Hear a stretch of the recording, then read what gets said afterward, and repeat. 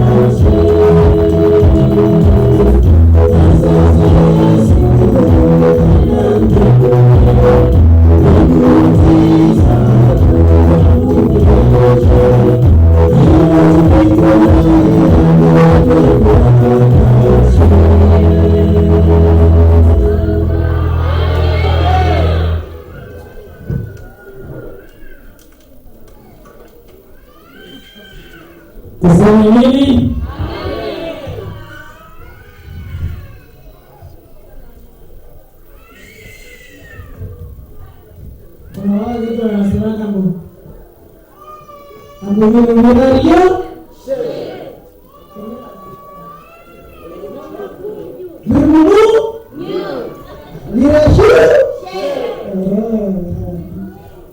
siku yengine kanisa karipete katabako sawa. So kufuatana programu zetu tunatamaliza. We are going fast as we can so that people can go and have time and visit their friends. Kwa sasa tunaenda karibisha mwalimu wetu wa mwisho, na wakati atatoka tutakuwa na wimbo moja ya Voice of Victory. Wakati Voice of Victory itatoka tutakuwa na walaga na mzee wa kanisa atakuwa na tulaga na kutombea sala ya mwisho. Ni karibu kwa mwalimu.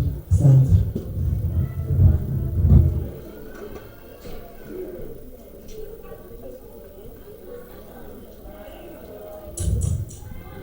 Jambo tena.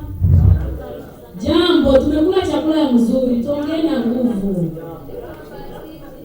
Ngarushe dutahe cyangwa. Tunayafi kurangiza soreka tuvuge imbaraga nyinshi kugira ngo tuve kisho cyacu kiheruka kandi Imana ibahumugisha.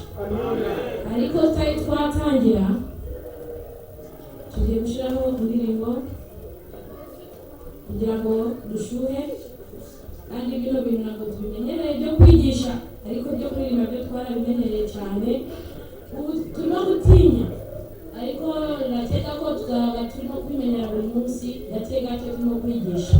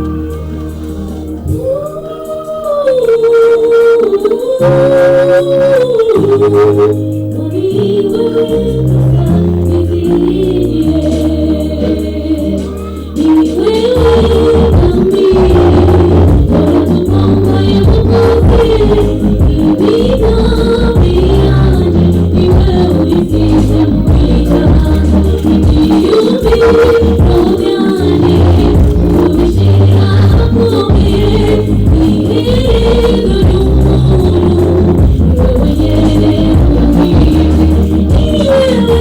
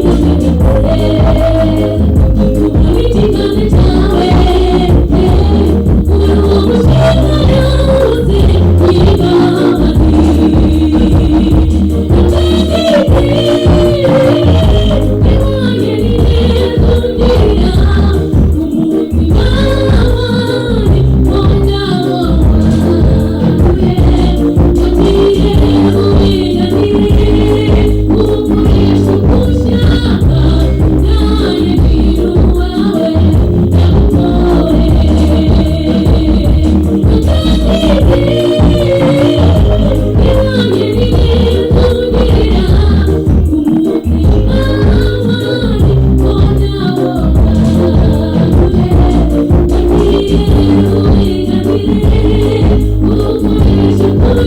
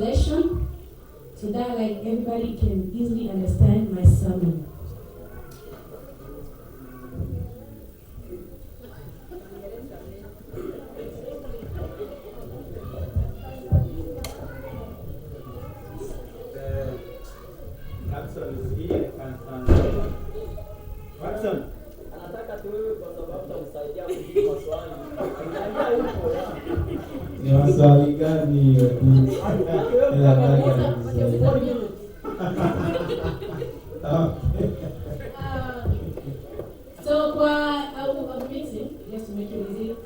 For my sermon, I was given a chapter to talk about laws. Anasema kwa majukumu alipewa kuongea kuhusu sheria. I got confused, like what specific part of laws I can talk about. Nichanganya kidogo ni sheria gani nisizungumzie. And I just landed on a title. My title for today, it just specifies the law of man versus the law of God. Sheria za wanadamu na sheria za Mungu. I have a little saying that I'm going to start with that says, I'll read it and then you're going to translate later, which says, man's laws cannot make moral what God has cleared immoral. Na msemo mdogo ambayo nataka kueleza, na msemo inasema hivi: sheria za mwanadamu haziwezi kupindua na kukigeuza chema kinyume na vile sheria za Mungu zimesema. Even if a sin is legalized, it is still a sin in the eyes of God. Hata kama binadamu atajaribu dhambi waipake mafuta na waigeuze waihalalishe, itabaki tu ni dhambi. We are going to read in the book of Romans 7 verse 21. Angalia kitabu cha Warumi 7 fungu la 21. I will ask that Jonah please to read for me if you are Rwanda. Romans chapter 7 21. Kugenda rimwe haravuze ngo nuko rero mbona yuko amategeko anyifuriza gukora ibyiza, nyamara ibibi bikaba ari byo bintanga imbere. Nikaona ya kwamba sheria inanihusu kutenda mema, bali mabaya inatangulia mbele. In this verse, we see that Paul agrees with the law and wants to do good. Tunaona kwamba Paulo anaongea ya kwamba sheria ni nzuri na inanitakia kufanya mazuri na ninapenda kufanya mazuri. Therefore, he says, I find then the principle that evil is present in me already. Hata hivyo, Paulo anasema sheria inanitakia mazuri, lakini nakuta mabaya, kibaya ndani yangu kinanitangulia mbele. Paul points out that while we want to follow the law of God and joyfully confess the law, Paulo anasema tunapojaribu na kutarajia kufuata sheria za Mungu, he sees a different law in him that pushes him away and wants him to be against the laws. Anajikuta kuna sheria nyingine ambayo inamsukuma, na inapomsukuma inamsababisha kutenda kinyume na vile sheria ambayo alitaka kufuata ilimuomba. Well, when we come to read, there are few things that we really have to understand why laws are very important here on earth and in heaven. Na kwa sababu ya hiyo, tunapoendelea kusoma tunakuta ya kwamba sheria za Bwana ni nzuri, iwe hapa duniani hata na mbinguni. All the nations succeeds or fails based on how they deal with the law. Binadamu huanguka kulingana na vile wanahusiana na sheria. Because the foundation of all the true nation is the law. Kwa sababu kila taifa lote linasimama sababu ya sheria ndio nguzo. The Israelites' success was to make it to the promised land, but they didn't make it because they went against God's law. Waisraeli walitarajia kufika nchi ya ahadi, lakini kuanguka sababu hawakutimiza ile ambayo sheria ilitarajia, ilisababisha wakawie. Looking at the US today as the citizens of America, ukiangalia nchi hii ya Amerika ambayo tunakaa, we are obligated to obey the law if we are citizens of a country. Come again? We are obligated to obey the law if we are citizens of a country. Tuko na majukumu ya kuheshimu sheria ndiyo tuwe wakaaji wazuri wa nchi hii. Because laws are the keys to a successful citizen living in a country. Kwa sababu sheria ndiyo msingi wa maendeleo ya nchi. Because if you know that if all the people in Cleveland keeps law, unaelewa ya kwamba kila mmoja wetu iwe hapa Cleveland akifuatisha sheria vile ilivyo, there won't be nobody being killed around. hakutakuwa mwenye anauawa, There won't be kidnapping. hakutakuwa mwenye anapelekwa kiolela na kuwa kidnapped. And there will be no financial needs as money is needed to support the police and the police patrol cars.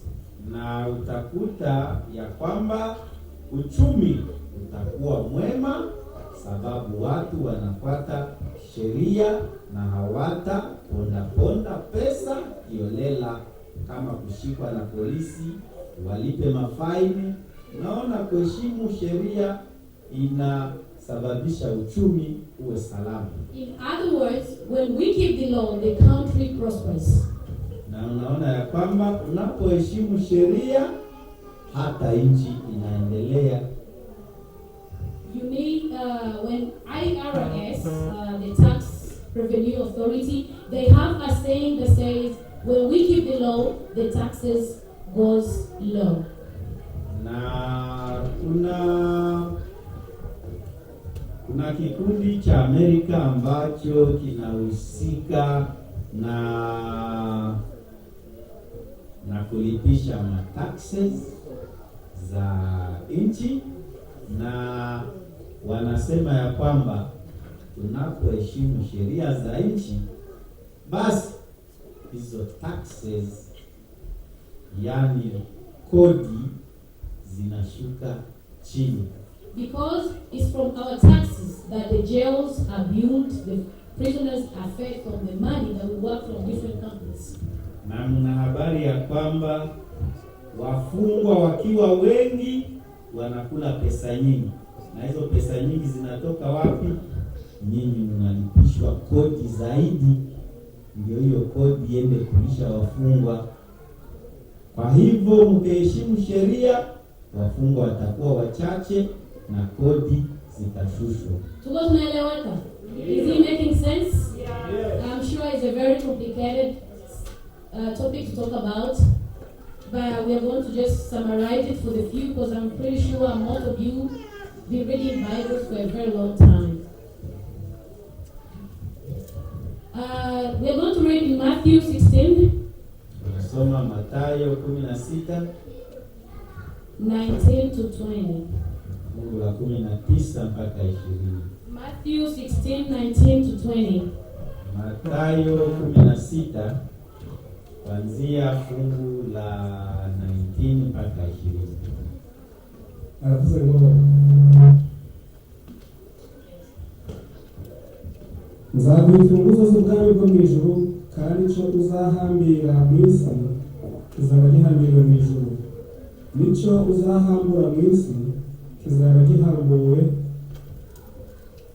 icyo uzahambura mu isi kizaba gihambuwe mu ijuru. Maze yihanangiriza abigishwa ngo batagira uwo babwira ko ari we Kristo. Kugeza makumyabiri. Yes, naje. Swahili.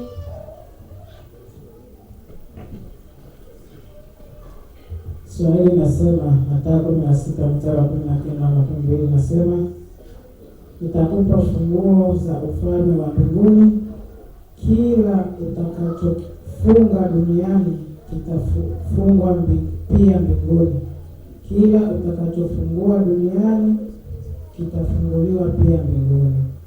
Kisha akawaonya wanafunzi wasimwambie mtu yeyote kwamba yeye ndiye Kristo.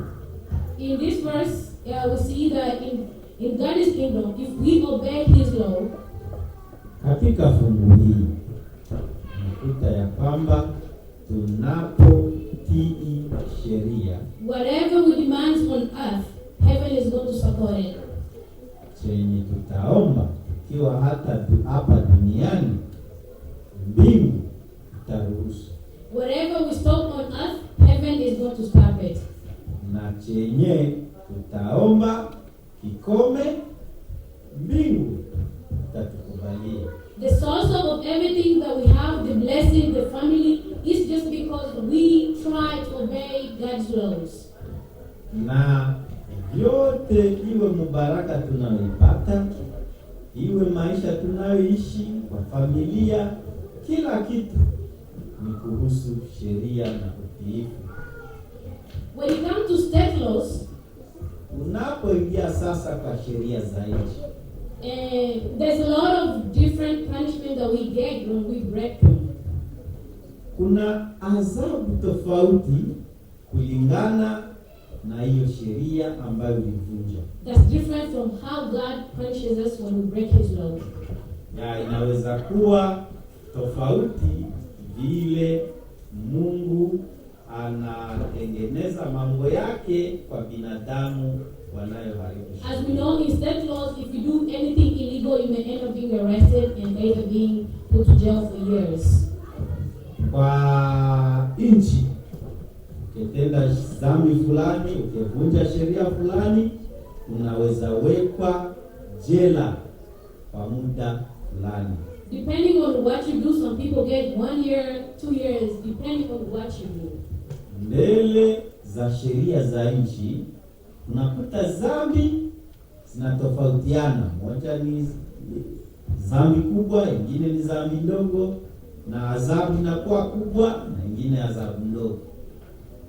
But when it comes to God, unapofika kwa Mungu, the penalty of breaking God's law is the separation from God, and you are going to be on the place of judgment, which is hell. Na mbele ya Mungu ukumbuke ya kwamba hakuna dhambi ndogo ama kubwa. Dhambi zote ni na basi, ukiwa na dhambi yoyote, kuvunja sheria yote, iwe kubwa ama iwe ndogo, mbele za Mungu, kama utakuwa hujatubu hiyo, basi mbele za Mungu adhabu ni sawasawa moja. As I'm getting to the conclusion of my short sermon, I had concluded with a simple question. Na tunapofikia mwisho ya hii hubiri, na malizia kwa kitu kama swali. I'm pretty sure for our parents, they might have experienced this before. The question says, what should Christians do when God's law conflicts with man's law? Swali ni kama hii. Wewe kama binadamu, unajua sheria za binadamu na sheria za Mungu iwezekane zisiende sawa sawa. Utatendaje? Utafanyaje sheria ya binadamu ikigongana na sheria ya Mungu? Utaamwaje? Who has the answer to the question? Mama wasi, naona nataka kuongea kitu. Labda tuseme mfano kidogo tu. Kuna sheria nyingi za binadamu ambazo zinaweza gongana na sheria nini ya Mungu. For example, sisi kama Waadventista wa Sabato tunajua ya 4 nasema kumbuka siku ya 7 fanye nini? Siku 6 fanya kazi, ya 7 ni ya Bwana Mungu wako. Alafu hapa nakuta ya nani? Ya Kaisari ambayo inagongana na ya 7. Je, utafanyaje? Kuna mifano nyingi tu tofauti. Hiyo ni moja wapo. Kuna nyingine na zingine.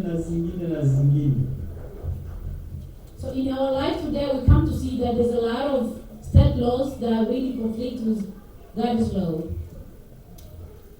Katika maisha ya binadamu unakuta ya kwamba kuna sheria nyingi za wanadamu amejiwekea, unakuta zinagongana na nini? Na za Mungu. Wewe kama binadamu,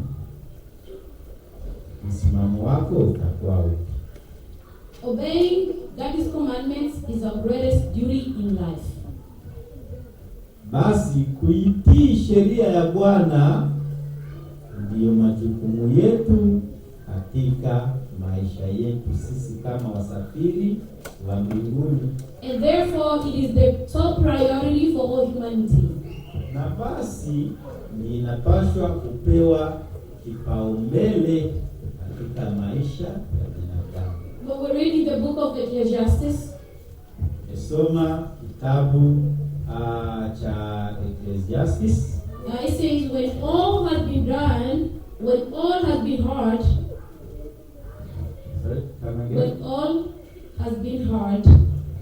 wakati mambo yote imekuwa magumu, fear God and keep His commandments. Kumcha Mungu na kuheshimu sheria zake. Because this applies to every person. Hiyo ndiyo jukumu la binadamu. But remember, as a Christian, kumbuke wewe kama msafiri wa mbinguni, we are to obey human laws except where human laws violates God's law.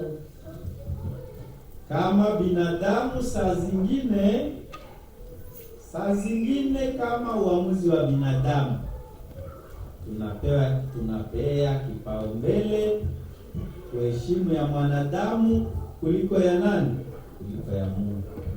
We read in the book of Romans 13 verse 1. We are now going to read it now. Tunaposoma kitabu ya Warumi 13, he explains how God is the president. He's the only person who chooses the leaders that we have today.